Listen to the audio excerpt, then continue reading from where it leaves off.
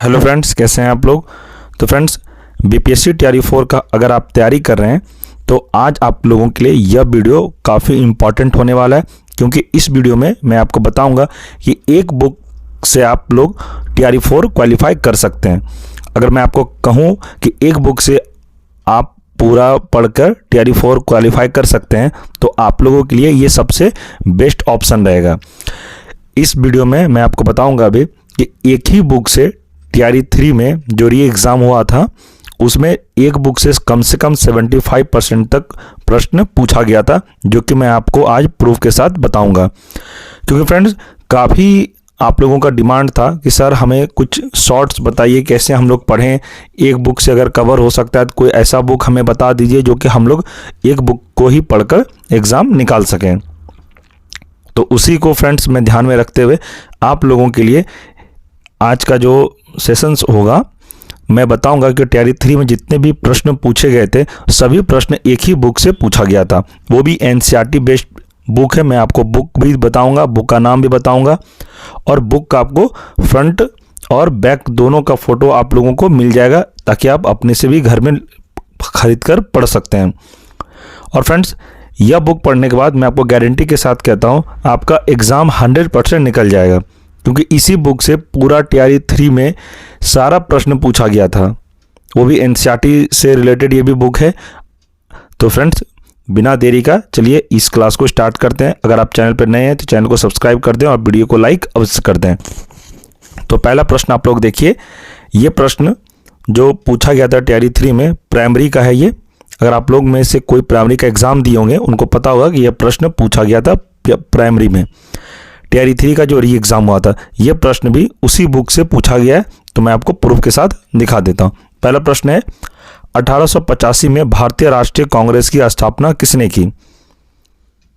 तो इसका आंसर क्या हो जाएगा, ऑप्शन ई हो जाएगा, उपयुक्त में से कोई नहीं। क्योंकि फ्रेंड्स, भारतीय राष्ट्रीय कांग्रेस की स्थापना किसने की थी, तो एओ यूम ब्रिटिश अधिकारी थे ये, तो उन्होंने एक किया था। तो ऑप्शन में एओ यूम ऑप्शन नहीं है, तो हम लोग इसका ऑप्शन ई लगाएंगे।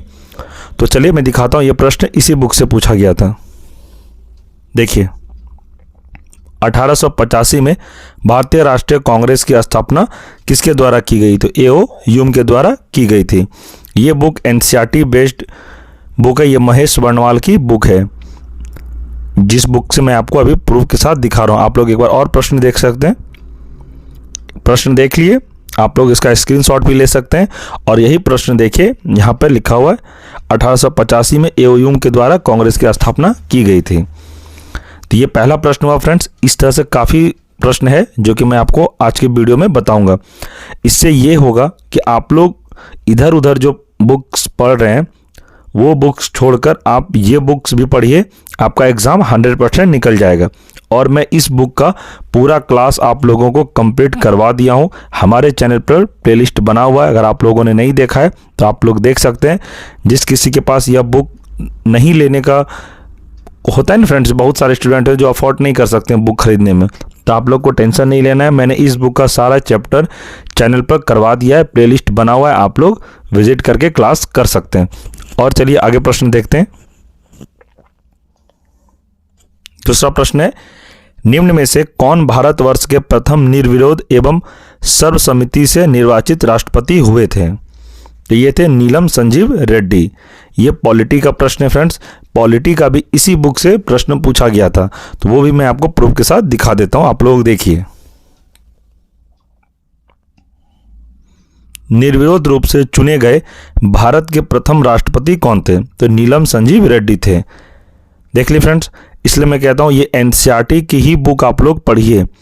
और जो और पब्लिकेशन बहुत सारे मार्केट में है, अगर आप लोग पढ़ रहे हैं तो मैं आपको बोलूँगा कि वो सब फिलहाल अभी छोड़ दीजिए। और यह बुक अगर आप खरीदने का आपके पास एफर्ट है तो आप लोग खरीद लीजिए। अगर आप सक्षम है बुक खरीदने में तो यह बुक आप खरीद लीजिए और खुद से घर में पढ़िए।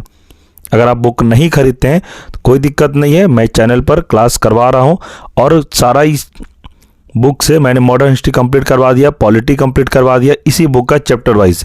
अगर आप लोग नहीं देखें तो चैनल पर प्लेलिस्ट बना हुआ है, मैं बार बार कह रहा हूँ आप लोग क्लास कर लीजिएगा, कोई दिक्कत वाली बात नहीं है।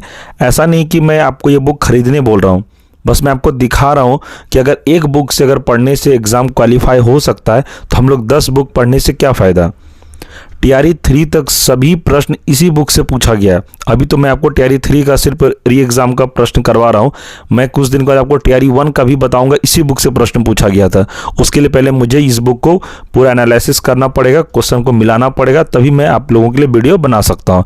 तो मैं खैर वो अगले वीडियो में मैं आपको बता दूंगा कि टीआरई 1 और टीआरई 2 में भी इसी बुक से प्रश्न पूछा गया था। तो चलिए और आगे प्रश्न देखते हैं। प्रश्न है, निम्नलिखित में से किसमें टंगस्टन का प्रयोग किया जाता है।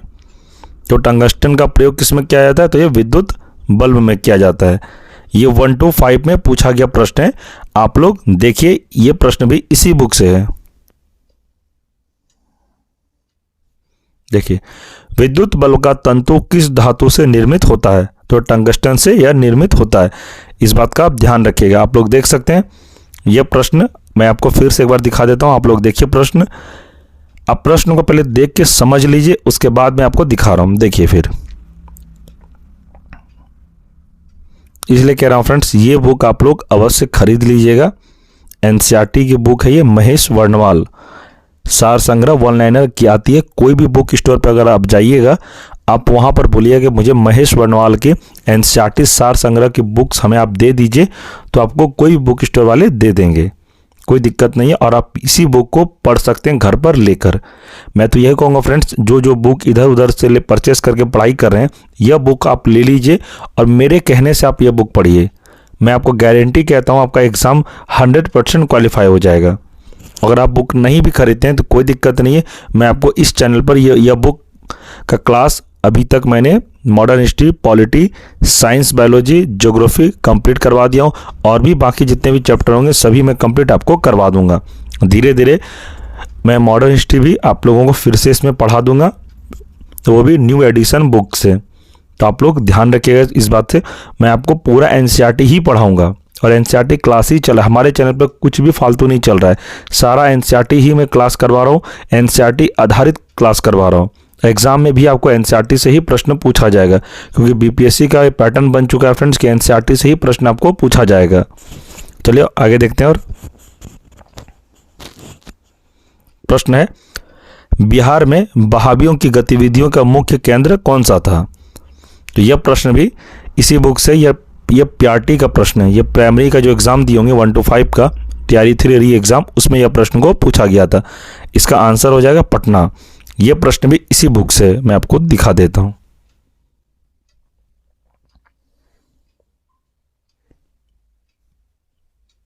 देखिए, बहावी आंदोलन, सैयद अहमद बरेलवी, देखिए पटना है मुख्य केंद्र।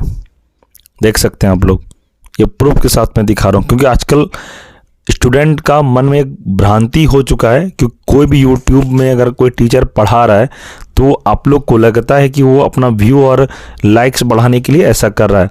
तो फ्रेंड्स, मैं वैसा बिल्कुल भी नहीं करता। बस आप लोगों को सही मार्गदर्शन मिले, सही से आप लोग पढ़िए।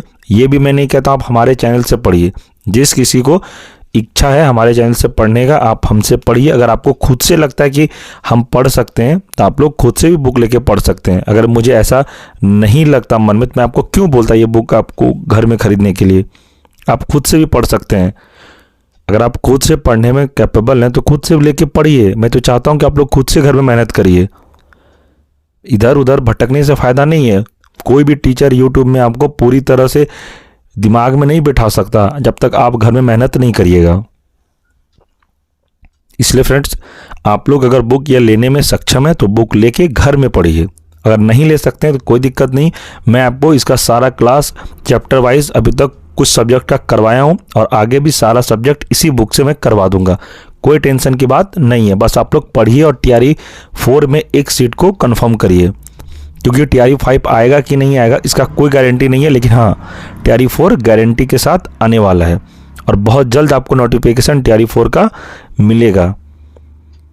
तो तैयारी पहले से रहेगा तभी तो आप एग्ज़ाम में क्वालिफाई करिएगा। ऐसा तो नहीं ना कि एग्ज़ाम आ गया उसके बाद आप क्लासेस स्टार्ट कर रहे हैं, इधर उधर से अगबकाने लगे, इधर से पढ़ रहे हैं उधर से पढ़ रहे हैं। इसलिए आप लोग पहले से ही प्रिपरेशन करके रखिए ताकि आपको एग्ज़ाम में कोई तरह का दिक्कत ना हो। तो चलिए और अब प्रश्न देखते हैं आगे।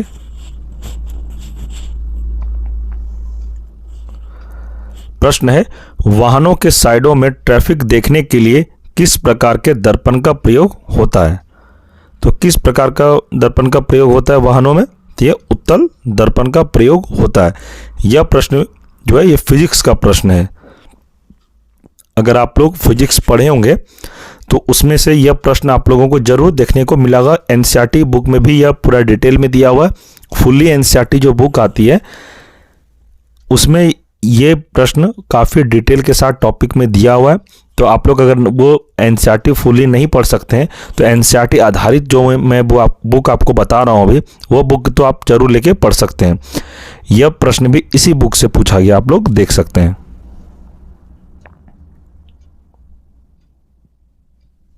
देखिए, वाहनों में पृष्ठ दृष्टि दर्पण के रूप में दृश्यावलोकन उत्तल दर्पण का प्रयोग किया जाता है। देख सकते हैं, यही बुक था फ्रेंड। इसी बुक से ये प्रश्न भी पूछा गया। ये टीआरई 3 का री एग्जाम का ये प्रश्न है। जो कोई भी टीआरई 3 का एग्जाम दिए होंगे प्राइमरी वाला, उनको पता होगा यह प्रश्न पूछा गया था। जिस किसी को भी याद होगा तो, अगर जिसको याद नहीं भी है वो फिलहाल प्रश्न पेपर आपके पास होगा, आप लोग देख सकते हैं और मिला लीजिएगा। प्राइमरी में ये प्रश्न पूछा गया था। मैं ये आप ही लोगों का जो प्रश्न आया था बीपीएससी में उसका मैंने स्क्रीनशॉट लेके आपको दिखा रहा हूँ, ताकि आपको अच्छे से ट्रस्ट हो जाए हमारी बात पर। उसके बाद आप लोग क्लास जो पढ़ते हैं, पढ़ने का आपका नज़रिया चेंज हो जाए और आपको पता चलेगा कि आपको पढ़ना क्या है और कहाँ से पढ़ना है। जो इम्पॉर्टेंट हो वही बुक पढ़िए।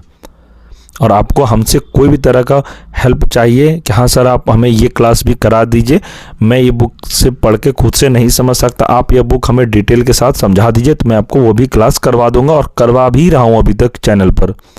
तो कोई दिक्कत नहीं है, बस आप लोग अच्छे से पढ़िए, कोई तरह का टेंशन लेने का जरूरत भी नहीं है। चलिए आगे देखते हैं। और देखिए अगला प्रश्न है, लंदन में सर कर्जन वाइली की हत्या किसने की थी? तो लंदन में सर कर्जन वाइली की हत्या किसने की थी? इसका आंसर हो जाएगा मदन लाल धिंगड़ा। ये भी प्राइमरी में पूछा गया प्रश्न है। तो यह प्रश्न भी इसी बुक से पूछा गया है। और ये जो प्रश्न है ये कौन सा सब्जेक्ट का? ये मॉडर्न हिस्ट्री का प्रश्न है। आप लोग अगर राष्ट्रीय आंदोलन, जिसे आप मॉडर्न हिस्ट्री के नाम से भी जानते हैं, अगर आप लोग पढ़े होंगे तो यह प्रश्न आप लोगों का गलत नहीं हुआ होगा एग्जाम में। लेकिन काफ़ी स्टूडेंट यह प्रश्न को गलती मार के आ गए थे।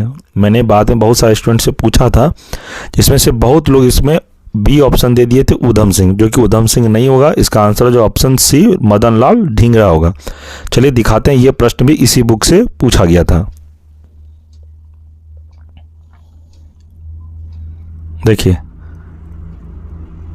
कौन सा क्रांतिकारी कर्नल वाइली हत्याकांड वर्ष 1909 से संबंधित था? तो यह मदन लाल ढींगरा था। देख सकते हैं, प्रूफ के साथ मैं आपको दिखा रहा हूं, क्योंकि आजकल स्टूडेंट प्रूफ मांगते हैं। उनको लगता है कि कोई भी यूट्यूब पर अगर आके आपको पढ़ा रहा है, अगर आपको बता रहा है, तो आपको गलत चीज़ इन्फॉर्मेशन दे रहा है। आपका भी सोचना अपने जगह पे सही है, बट मैं जो आपको इन्फॉर्मेशन दे रहा हूँ बिल्कुल ये सटीक और ऑथेंटिक है। इसलिए मैं आपको प्रूफ के साथ दिखा देता हूँ। जो कि बीपीएससी में एग्जाम में प्रश्न पूछा गया था उसका स्क्रीनशॉट, और जिस बुक से प्रश्न पूछा गया था वह बुक का भी मैं आपको स्क्रीनशॉट लेके बता दिया। कि देख सकते हैं, यही बुक अगर आप अच्छे से पढ़ लेते हैं तो आपका एग्जाम में 75 से लेके 80% तक आप प्रश्न बना सकते हैं एग्जाम में। आप किसी भी क्लास का अगर तैयारी कर रहे हैं, 1 to 5, 6 to 8, 9, 10, 11, 12, ये सभी क्लास के लिए इंपॉर्टेंट है। मैं धीरे धीरे सभी क्लास के लिए आप लोगों को बता दूंगा कि इसी बुक से सारा प्रश्न पूछा गया था। चलिए आगे देखते हैं। और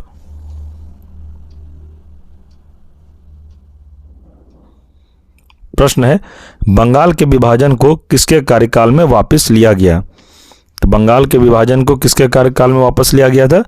तो ये लिया गया था लॉर्ड हार्डिंग के कार्यकाल में। इसका सही आंसर हो जाएगा। ये भी मॉडर्न हिस्ट्री का ही प्रश्न है। तो चलिए देखते हैं, ये प्रश्न भी इसी बुक से पूछा गया था। देखिए, लॉर्ड कर्जन द्वारा वर्ष 1905 में किया गया बंगाल विभाजन वर्ष 1911 में लॉर्ड हार्डिंग के कार्यकाल में रद्द कर दिया गया। देख सकते हैं, सॉलिड पूछा गया फ्रेंड्स। अगर ये बुक अगर आप लोग से में से किसी ने भी पढ़ा होगा, उनका 100% सिलेक्शन हुआ होगा। मैं तो यही जानता हूँ। बहुत सारे पब्लिकेशन बुक है, बट ये बुक आपको पढ़ने में भी अच्छा लगेगा। बुक का प्रिंटिंग और पेज भी काफ़ी अट्रैक्टिव है और आपको पढ़ने में भी ये अट्रैक्शन मिलेगा इस बुक से।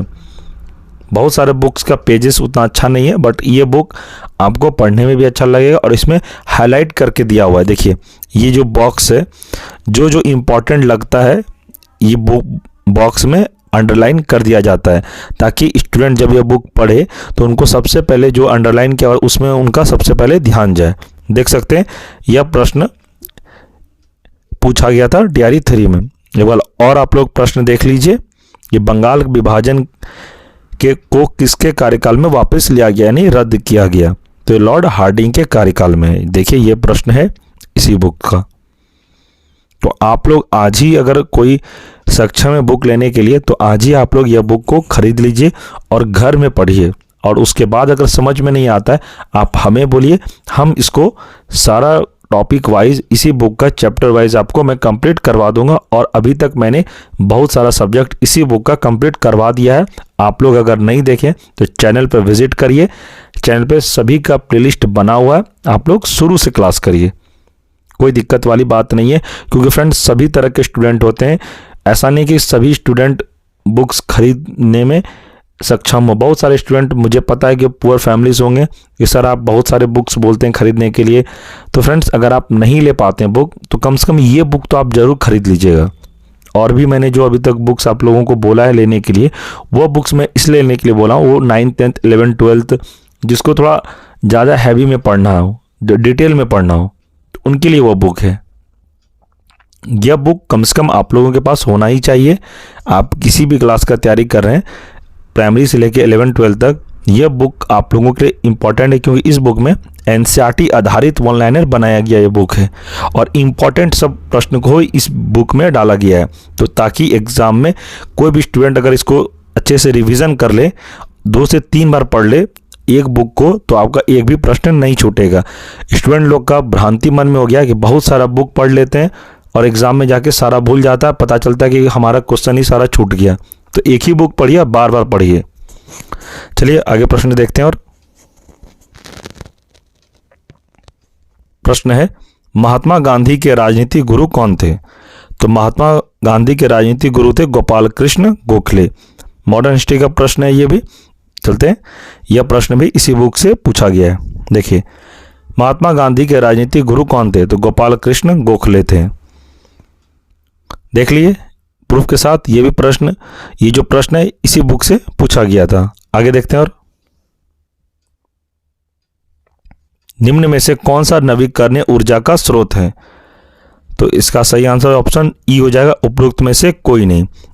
कोयला नहीं होगा, नाभिकीय पेट्रोलियम ये नहीं होगा। नवीकरणीय मतलब क्या होता है कि किसी चीज़ का उपयोग करने का दोबारा उसको हम लोग उपयोग में ला सके। कोयला जलने का दोबारा कोयला नहीं बन सकता, नाभिकीय ईंधन ये भी नहीं, पेट्रोलियम जलने को वापस पेट्रोल नहीं बन सकता। इसका सही आंसर ई हो जाएगा, उपरोक्त में से कोई नहीं। यह प्रश्न भी इसी बुक से पूछा गया था। चलिए दिखाते हैं आपको। ज्योग्राफी का जब आप क्लास यानी चैप्टर पढ़िएगा इस बुक का, तो पहला ही पेज ज्योग्राफी का, इंडियन ज्योग्राफी का ऊर्जा नाम से एक चैप्टर है इस बुक का। उसमें आप पहला ही पेज में देखिएगा नवीकरणीय और अनवीकरणीय को अच्छे से समझाया गया है। नवीकरणीय में आप लोग देख सकते हैं सौर ऊर्जा, पवन ऊर्जा, जल विद्युत, बायोगैस, भूतापीय ऊर्जा, कचरे के उत्पादित ऊर्जा और ज्वारीय ऊर्जा।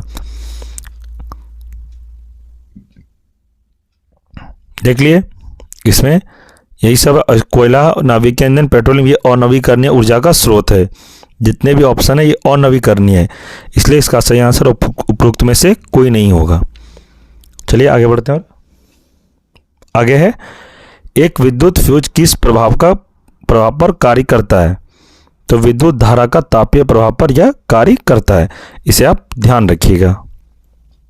और यह प्रश्न भी इसी बुक से पूछा गया। देखते हैं।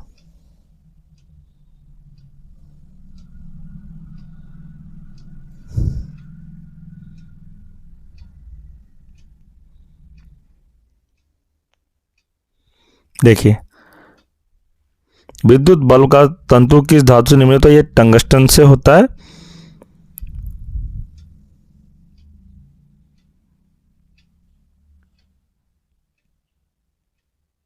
आगे प्रश्न है, शांत घाटी किस राज्य में स्थित है? तो ये हो जाएगा केरल में। इसको शांत घाटी को साइलेंट वैली के नाम से भी जानते हैं। यह प्रश्न भी इसी बुक से पूछा गया है। देखिए, शेर की पूंछ वाला मकाऊ मुख्यतः कहाँ पाया जाता है? तो साइलेंट वैली राष्ट्रीय उद्यान, जो कि केरल में है। देख सकते हैं यहाँ केरल है। इसलिए कह रहा हूँ फ्रेंड्स, यह बुक आप लोग अवश्य खरीद लीजिएगा, जो कि आपको एग्जाम में काफ़ी मदद मिलेगा इस बुक से। इधर उधर फालतू बुक जो आप लोग पढ़ रहे हैं उसको आज ही बंद करिए और यह बुक खरीद के पढ़िए। अगर नहीं बुक ले सकते हैं कोई दिक्कत नहीं, मैं क्लास करवा रहा हूँ। अभी तक बहुत सारा क्लास मैंने करवा भी दिया है, आप चैनल पर विजिट करके क्लास कर सकते हैं। आगे भी जितने भी सब्जेक्ट बचे हैं सारा मैं इसी बुक से आप लोगों का चैप्टर वाइज कंप्लीट करवा दूंगा, कोई दिक्कत नहीं है। आगे प्रश्न है, देखिए, भारत देश की अधिकतम अंतर्राष्ट्रीय सीमा है। तो भारत देश की अधिकतम अंतर्राष्ट्रीय सीमा किससे लगता है? तो ये बांग्लादेश के साथ लगता है। यह प्रश्न भी TRE 3 में पूछा गया था। तो देखते हैं यह प्रश्न इस बुक से पूछा गया है या नहीं। तो चलिए मैं आपको दिखा देता हूं प्रूफ के साथ में। देखिए, बांग्लादेश भारत के साथ सबसे लंबी अंतर्राष्ट्रीय सीमा स्थलीय सीमा बनाता है। तो बांग्लादेश का सही आंसर हो जाएगा। आप जब इंडियन ज्योग्राफी पढ़ेंगे तो इंडियन ज्योग्राफी में पहला ही फ्रंट पेज में आपको ये जब चैप्टर निकालिएगा देश एवं उनकी सीमाएं, तो आपको पहला ही पेज में इसका आंसर मिल जाएगा, बांग्लादेश। फ्रेंड्स, इस बुक का सबसे खासियत मुझे ये लगा कि ये जो बुक, जिसका भी डॉक्टर महेश वर्णवाल, जो कि झारखंड में IPS ऑफिसर है, इनके द्वारा लिखी गई ये पुस्तक है। इनमें सबसे बेस्ट मुझे यही लगा कि ये जो ज़्यादा इम्पॉर्टेंट रहता है प्रश्न, उनको ये अंडरलाइन कर देते हैं और अभी तक ज़्यादातर जो एग्ज़ाम में प्रश्न पूछा गया है वही सब प्रश्न को इस बुक में डाला गया है। और बार बार मैं देखता हूँ काफ़ी एग्ज़ाम में इसी बुक से ज़्यादातर प्रश्न को लिया गया है, जो ट्रेंड में रहता है। फ्रेंड्स, आप लोग को पता है जो ट्रेंड में क्वेश्चन रहता है, ट्रेंडिंग में, वही सब प्रश्न इस बुक में दिया गया है। तो आप लोग यह बुक से अवश्य तैयारी करें। TRE 4 आप लोग का 100% एग्जाम निकल जाएगा। चलिए और आगे देखते हैं। प्रश्न है, ग्रीनविच मध्य समय से भारतीय मानक समय कितना आगे रहता है? तो ये हो जाएगा 5.5 घंटे आगे रहता है। देखते हैं, यह प्रश्न भी इसी बुक से पूछा गया है। देखिए, भारतीय मानक समय एवं ग्रीनविच मध्य समय में कितने घंटे का अंतर होता है? तो 5.5 घंटे का अंतर होता है। देख लिए, प्रूफ के साथ इसी बुक से पूछा गया प्रश्न है, सभी सब्जेक्ट का, ज्योग्राफी हो, मॉडर्न हिस्ट्री हो, साइंस हो, बायोलॉजी हो। यह बुक काफ़ी इंपॉर्टेंट है फ्रेंड्स, आप लोग अवश्य ले लीजिएगा। मैं बार बार कह रहा हूँ, आप लोग को शायद समझ में आ गया होगा मेरे ख्याल से। चलिए आगे और देखते हैं। प्रथम गोलमेज सम्मेलन के समय भारत का गवर्नर जनरल कौन था? तो यह लॉर्ड इरविन था। तो यह प्रश्न भी आपके मन में आ रहा होगा कि यह प्रश्न भी इस बुक से पूछा गया है या नहीं। तो हाँ फ्रेंड्स, इसी बुक से यह प्रश्न भी है। चलिए मैं आपको दिखा देता हूं।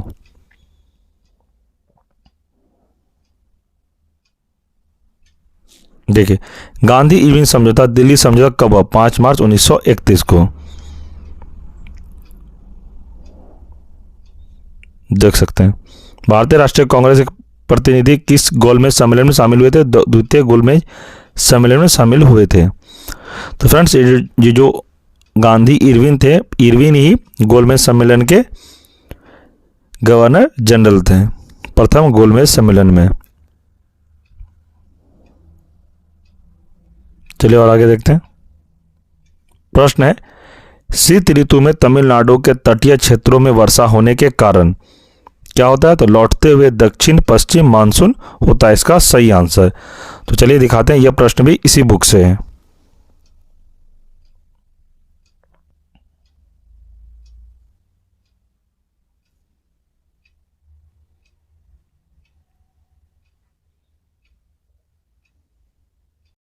देखिए, उत्तरी पूर्वी मानसून से सबसे अधिक वर्षा प्राप्त करने वाला राज्य कौन है? तो यह है तमिलनाडु। देख लिए, ये भी मैं आपको दिखा दिया प्रूफ के साथ में। नेक्स्ट देखते हैं और आगे प्रश्न है, दिल्ली के लाल किले में आजाद हिंद फौज का प्रसिद्ध मुकदमा हुआ तो कब हुआ था? 1945 में। चलिए आगे देखते हैं। इसी में यह प्रश्न इस बुक से पूछा गया है या नहीं, ये भी आप लोग देख सकते हैं। यह प्रश्न भी इसी बुक से पूछा गया है।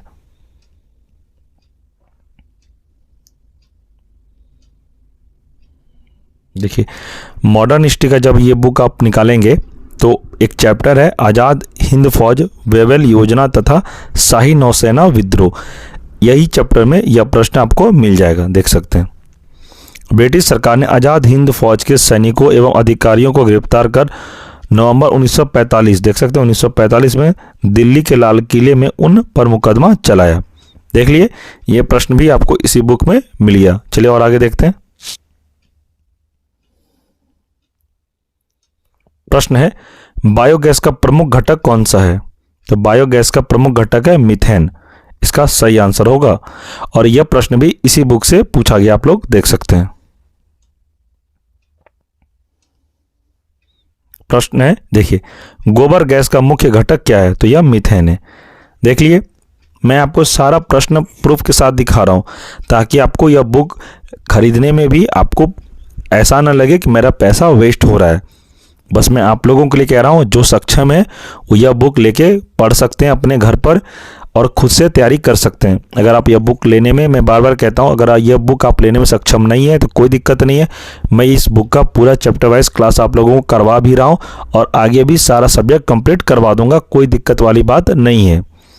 चलिए देखते हैं आगे। और देखिए, यह प्रश्न काफ़ी विवाद में रहा था फ्रेंड्स, और काफ़ी स्टूडेंट इस प्रश्न को गलत भी करके आए थे, क्योंकि स्टूडेंट को लग रहा था ये प्रश्न हमारे लिए यूनिक है, इससे पहले हमने ये प्रश्न को नहीं पढ़ा है। तो प्रश्न है, देखते हैं। पृथ्वी एवं सूर्य के बीच अधिकतम दूरी होती है। अधिकतम दूरी होती है तो अपसौर हो जाएगा, और अगर न्यूनतम दूरी पूछा जाएगा तो आपको उपसौर बताना है। तो इसमें हमको अपसौर इसका सही आंसर हो जाएगा, अपसौर में। तो देखते हैं यह प्रश्न भी इसी बुक से पूछा गया है या नहीं, देखते हैं। देखिए, पृथ्वी जब सूर्य के निकटतम दूरी पर होती है तो इसे उपसौर कहते हैं। ऐसी स्थिति में 3 जनवरी को होती है। दूसरा है, पृथ्वी जब सूर्य के अधिकतम दूरी पर होती है तो इसे अपसौर कहते हैं। ऐसी स्थिति 4 जुलाई को होती है। देख लीजिए, ये दोनों प्रश्न आपके लिए इंपॉर्टेंट है, क्योंकि टीआरई 3 में आपसे अपसौर के बारे में पूछा गया था। हो सकता है इस बार आपको टीआरई 4 में उपसौर से रिलेटेड पूछा जाए कि आपको बताना पृथ्वी जब सूर्य से निकटतम दूरी, जो नज़दीक में हो, तब इसे उपसौर कहते हैं। और अपसौर, जो कि आपको एग्जाम में पूछा गया है टीआरई 3 में, ये हो जाएगा अधिकतम दूरी। तो दोनों आपको याद रहेगा फ्रेंड्स। मेरा उम्मीद है कि आप लोग अच्छे से समझ गए होंगे। और आगे देखते हैं प्रश्न। तो फ्रेंड्स चलिए, आगे प्रश्न हमारा सारा कंप्लीट हो गया। यही बुक है, आप लोग इसका स्क्रीनशॉट ले सकते हैं। मैंने आपको वीडियो की स्टार्टिंग में ही बता दिया था कि मैं आपको बुक्स का स्क्रीनशॉट भी लेने के लिए मैं आपको बता दूंगा, और बुक मैं आपको दिखा भी दूंगा कौन सा बुक आपको खरीदना है। तो देख लीजिए, यही बुक है फ्रेंड्स। इसी बुक से आपको 75 से लेके 80% तक आप ये बुक से ही प्रश्न पूछा गया है टीआरई 3 में, और आगे भी पूछा जाएगा। तो ये बुक आप लोग जरूर खरीद के पढ़िए घर में।